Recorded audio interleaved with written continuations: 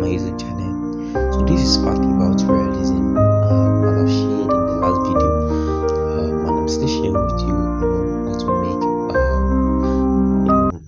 shading a ball pen, realistic, and actually how it can lead you to a hyper realism. So I'll share in the last video that one of the things I will learn, by reading books, related to art and creativity, or by actually having access to some creative, some ball pen artists, hyper realistic, is that the come to a conclusion and consistency is the key.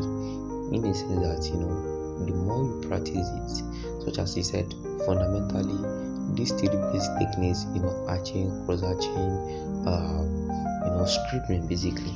So and I asked them, he said, the end point of them being so much, let's say into perfection, is that they consistently practice it. So it's when you do something, as much that don't take up too much fear, in a sense that you give all you have to it. So sometimes they might be challenging. For you might see some reference of some drawing and you say, can I do this? But do you know that when you take up challenge and you practice regularly, you can make up realism? So not much that one of the things I've learned is consistency has helped people a lot, has helped me achieve this. Can you see this drawing? Drawing artist. So you can see this too. It's about consistency and also knowing the pen they use. Every time, not every ball pen can work for some people. People know, sometimes I myself now I know how I can navigate pens, because there are different types of ball pens and also different type of material. So we're talking about material also can determine the realism of your drawing. But you also know that in as much that you know your skills, how to use a highlight, your pen, your tools very well, mastering the tools, knowing the intensity and also the prayer basically can make you make what when shading with ball pen point.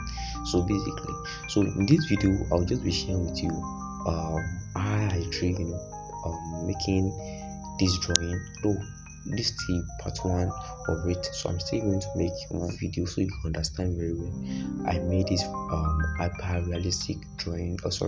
I made a realistic drawing with ball pen. So in this video, actually what I first do is that I grade out. As you can see in this video, I grade out, then after I measure with my rulers and my pencil. Actually on the norms, the pencil the should not be much more bolder, but so you can see it very well. That's how you can see it now. So actually it should not be more bolder, so that people might not know you could, or it can even bring a more sense of realism. So then after that, I shade what my reference output was with my pencil. Then after shading out my pencil, then what I do is that sketching it out with my pencil.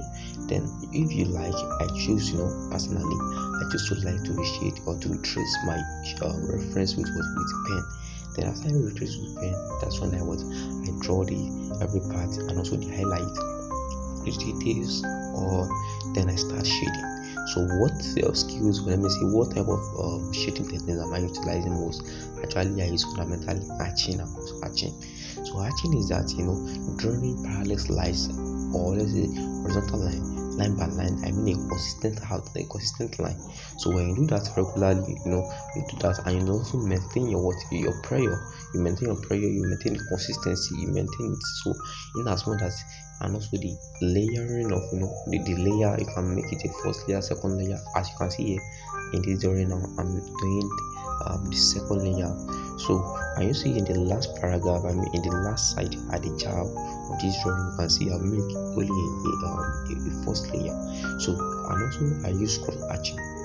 As you can see at the most, you can see the differences between that this is more darker or deeper. The intensity of the shading. Can you compare to the child? At the behind, the downfall of the lips. Can you see the differences? So I use arching and cross arching basically for the nose. In that regard, that's why I can make it more and a different layer and different consistency. So that's it. I've made it out now. So now what I just want you to see is that you can be a realistic drawing, I mean a ball pen artist, when you put away difficulties, first you cast away fear, and the second one, you put out, consistency. I mean, you practice on a daily basis. You see, yes, I can do this thing, and you do it. Basically, you can just take custom references or anything, just check out and practice on a regular basis to make out a realistic drawing.